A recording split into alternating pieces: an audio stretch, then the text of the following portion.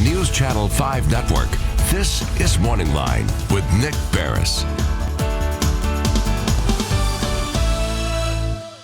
We can talk about treatments, but also prevention. We are going to talk about treatments this morning on Morning Line. Thanks for joining us. Nick Barris here on Morning Line on this Wednesday, and we've got a good show on tap for you. We're going to, I think, open up the phone lines, and we're going to be talking about memory. And right now, memory and all the stories and news that's out there on everything from Alzheimer's, of course, to senility, to, you know, some of these reports about what football players are suffering from, CTE, which is a little different than memory loss, but still those types of things. I think we all kind of worry about it. You know, if you don't, at some point you may, if you live long enough to. And there are things being done exploring the ways to prevent it, to treat it, to help it, get into all of that, improving your memory.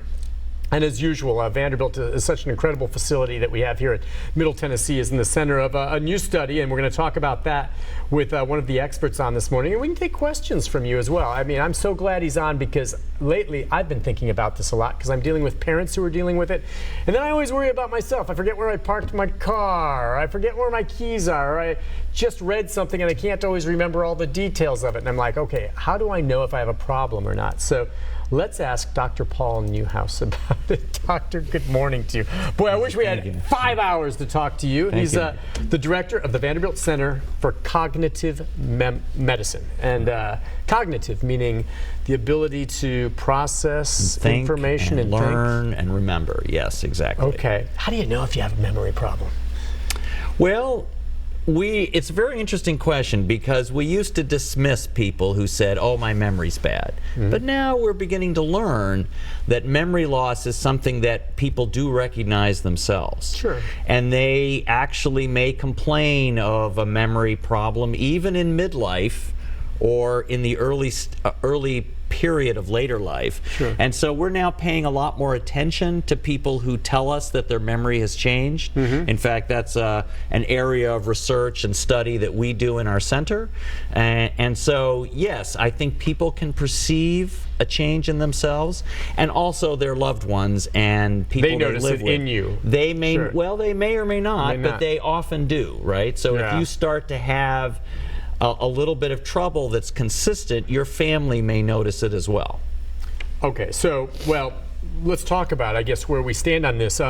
There's memory loss, there's Alzheimer's. Is there a difference in that? Yes. Okay. So memory loss is a broad category, and Alzheimer's is the most common cause of dementia or memory loss, but it's not the only one. There are others. They tend to pile on top of each other, unfortunately. So it may be that you have Alzheimer's disease, but maybe you have some blood vessel problems as well in the brain. Those can add to this problem. But Alzheimer's is the most common cause that we see, but it's certainly not the only one. Okay, and so if you, is it fair to say, though, that most people, as they age perhaps, or just in normal daily life, will be forgetful sometimes? Is that inaccurate to say that? Should we always remember everything crystal clear, or depending on conditions in our lives, that you may have periods of time where you don't remember as well as you do in other times, and then it gets back to normal? Right. So, you know, aging is a process that happens to all of us, right? My hair turns gray. We don't consider that abnormal. We just consider that part of normal aging, right? And so the brain is not immune to this, right? The brain is not immune to the aging process, but it turns out that people should be able to remember well enough to lead their lives normally. Okay. And we think if they start to have difficulty remembering things that enable them to maintain independence, we don't consider that normal. That's where it becomes a problem. So if I go to Kroger and park out, and I come out later and I can't remember exactly where I parked the car, is that getting in the way of me living a normal life? It depends whether you can solve the problem of saying, well, now, okay, let me reason out where I left the car, or let me use my phone or something like that to find that. I mean, we all become forgetful. I see. We all have trouble occasionally remembering names, or we have trouble. Something's on the tip of your tongue. Tip of your tongue. Yeah. We can't find a word occasionally. That doesn't necessarily mean we're impaired. Now, if it starts to happen more frequently than it used to, that might be a sign of problem. You know, I tend to ask families the one question. I say, is your mom's memory as good today as it was 2 years ago? And if they say no, then I get concerned. Gotcha. And that's exactly what I'm dealing with my folks now who are in their 80s. And right.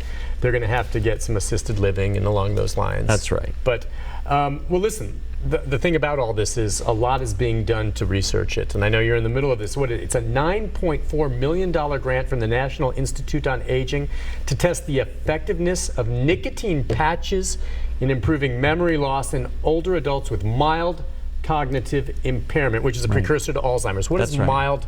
How would you define that, MCI? So MCI, or mild cognitive impairment, is the name that has been attached to a condition where we're detecting early memory loss, but we don't think that the patient has reached the stage of dementia. Okay. Dementia being a syndrome, Alzheimer's is the most common cause. MCI is kind of the precursor condition. Right. It's the thing that happens maybe 3 to 5 years before a person progresses. And so we want to intervene as early as we can in this process. We don't want to wait until a person becomes diagnosed with Alzheimer's disease. Okay.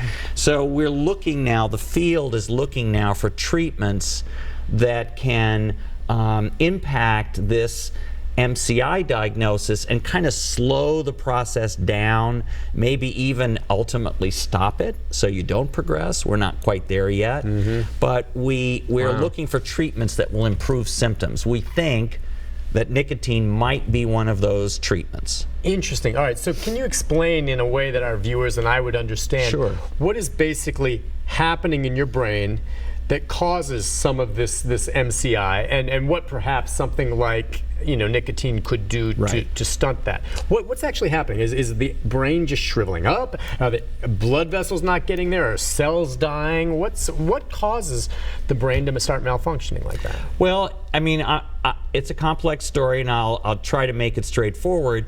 We know that in Alzheimer's disease there are abnormal proteins that get deposited in the brain. They're kind of like junk proteins, and they damage the system in a number of different ways. They, like you say, they kill nerve cells.